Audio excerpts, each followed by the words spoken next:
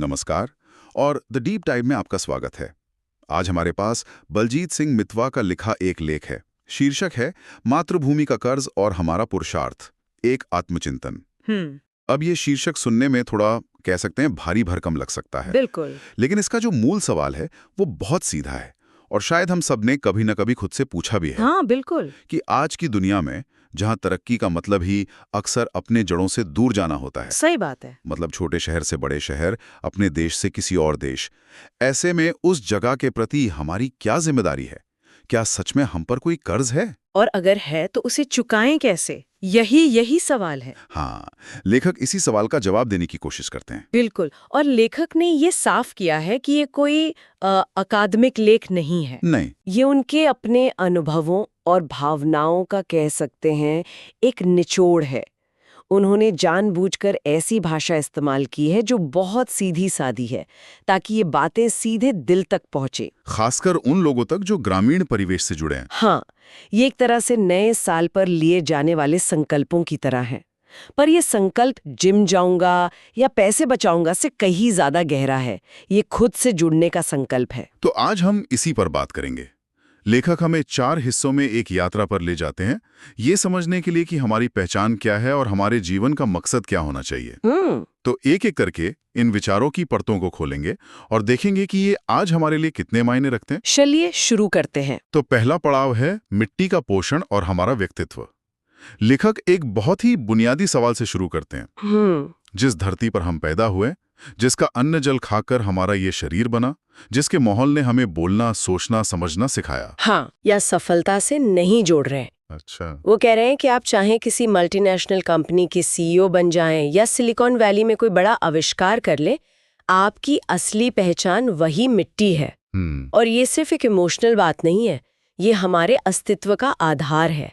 हम कैसे बोलते हैं, हमारा लहजा, मुश्किल समय में हम कैसे सोचते हैं, यहाँ तक कि हमारा वो जुगाड़ू दिमाग, हाँ, ये सब कहीं ना कहीं उसी मिट्टी की देन है। लेकिन यहाँ मैं एक सवाल पूछना चाहूंगा। पूछिए।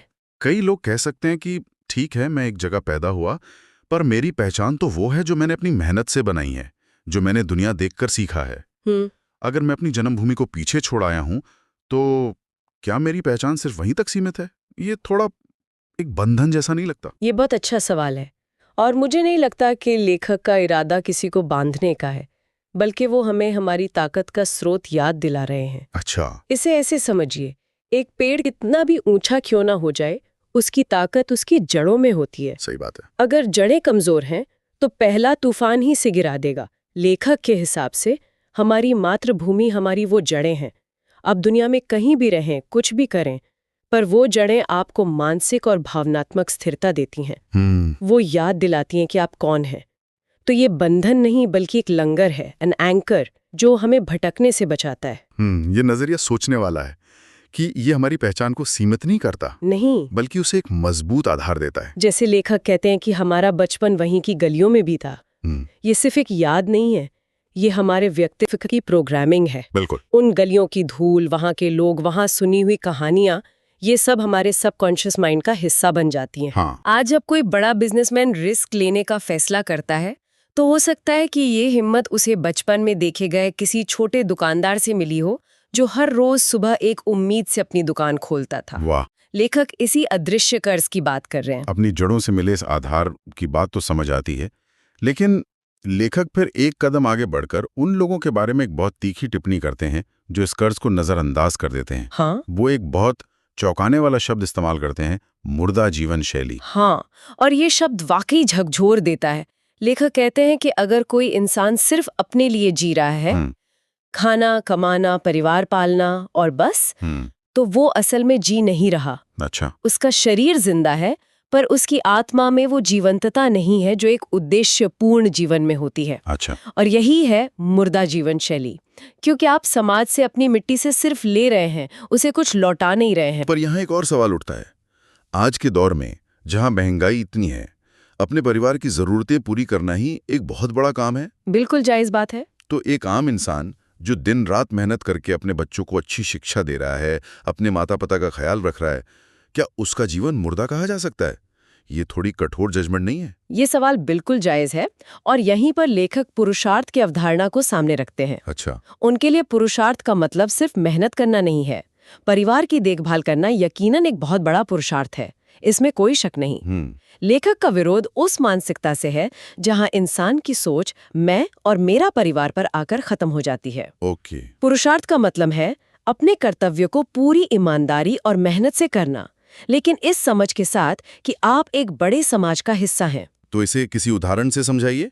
आज के कॉन्टेक्स्ट में पुरुषार्थ क्या होगा? पूछिए, एक सॉफ्टवेयर डेवलपर है जो बेंगलोर में काम करती है। वो मूल रूप से बिहार की है। ठीक है। वो अपनी नौकरी ईमानदारी से करती है, अच्छी सैलरी कमाती है, अपने परिवार को पैसे भेजती है। ये उसका व्यक्तिगत धर्म है। लेकिन अगर वो वीकेंड पर 2 घंटे निकालकर अपने गांव के बच्चों को ऑनलाइन कोडिंग सिखाती है या एक ऐसा ऐप बनाती है जो स्थानीय किसानों को मौसम की जानकारी देता है, अच्छा। ये पुरुषार्थ है। उसने अपनी स्किल का इस्तेमाल सिर्फ पैसा कमाने के लिए नहीं किया, बल्कि अपनी जड़ों को कुछ लौटाने के लिए भी किया। उसका जीवन जीवंत हो गया। बात समझ आई। योगदान बड़ा या छोटा हो सकता है, नियत मायने रखती है। मतलब पुरुषार्थ सिर्फ दान देना या समाज सेवा करना नहीं, ये अपने काम को ही समाज से जोड़ने का एक तरीका है। ये नजरिया तो वाकई मुर्दा जीवन शैली के विचार को एक नई रोशनी देता है। और ये सीधे तौर पर उस सवाल से जुड़ता है जो लेखक आगे पूछते हैं कि हम अपनी अगली पीढ़ी के लिए क्या छोड़कर जा रहे हैं। बिल्कुल, ये तीसरा और बहुत महत्वपूर्ण बिंदु है, आने वाली पीढ़ियों के लिए विरासत। लेखक पूछते हैं, क्या हम उनके लिए केवल धन दौलत छोड़कर जाएंगे? आमतौर पर जब हम विरासत की बात करते हैं तो हमारे दिमाग में घर, जमीन, बैंक बैलेंस ही आता है। और इसमें कुछ गलत भी नहीं है ना। हर कोई चाहता है कि उनके बच्चे आर्थिक रूप से सुरक्षित रहें। ये एक बुनियादी जिम्मेदारी लगती है। बिल्कुल गलत नहीं है, लेकिन लेखक हमें सोचने पर मजबूर कर रहे हैं कि क्या यही सबसे जरूरी विरासत है? अच्छा। वो कहते हैं कि सबसे बड़ी विरासत पैसा नहीं, बल्कि वो पद चिन्ह है जिन्हें देखकर हमारी संतानें गर्व महसूस कर सकें। पद चिन्ह? हाँ, ये पद चिन्ह क्या है? ये हमारे आदर्श है, हमारी ईमानदारी, हमारी मेहनत, समाज के प्रति हमारा रवैया। लेकिन फिर वही बात, क्या ये सब किताबी बातें नहीं लगती? आज की प्रैक्टिकल दुनिया में अच्छे संस्कार और खाली जेब के साथ जीना कितना मुश्किल है, ये हम सब जानते हैं। तो एक अमीर लेकिन शायद थोड़े बेईमान पूर्वज और एक गरीब लेकिन बहुत ईमानदार पूर्वज में से बच्चे किसे ज्यादा याद रखेंगे? ये एक बहुत ही तीखा और सच्चा सवाल है। लेखक का तर्क ये है कि पैसा सुरक्षा दे सकता है, लेकिन चरित्र और दिशा नहीं दे सकता। चरित्र और दिशा उन कहानियों से मिलती हैं जो बच्चे अपने पूर्वजों के बारे में सुनते हैं। सोचिए, एक बच्चा है जिसके पिता ने टैक्स चोरी करके करोड़ों का एम्पायर बनाया। ठीक है। और दूसरा बच्चा है जिसके पिता एक साधारण स्कूल टीचर थे जिन्होंने अपनी पूरी जिंदगी हजारों बच्चों को ईमानदारी का पाठ पढ़ाया। हो सकता है पहले बच्चे के पास ज्यादा सुविधाएं हों, लेकिन दूसरे बच्चे के पास एक नैतिक कंपस है, एक मजबूत नींव है। लेखक का मानना है कि लंबी दौड़ में यही नींव ज्यादा कीमती साबित होती है। अच्छा। पैसा खत्म हो सकता है, पर वो पद चिन्ह हमेशा रास्ता दिखाते हैं। मतलब ये कि हम अपने बच्चों को सिर्फ क्या सोचना है ये ना सिखाएं, बल्कि कैसे जीना है इसका एक उदाहरण पेश करें। ये एक बहुत बड़ी जिम्मेदारी है। हाँ, और ये जिम्मेदारी हमें लेखक के अंतिम और सबसे गहरे विचार तक ले जाती है, अमरत्व। अमरत्व यानी वो जो कभी मरते नहीं।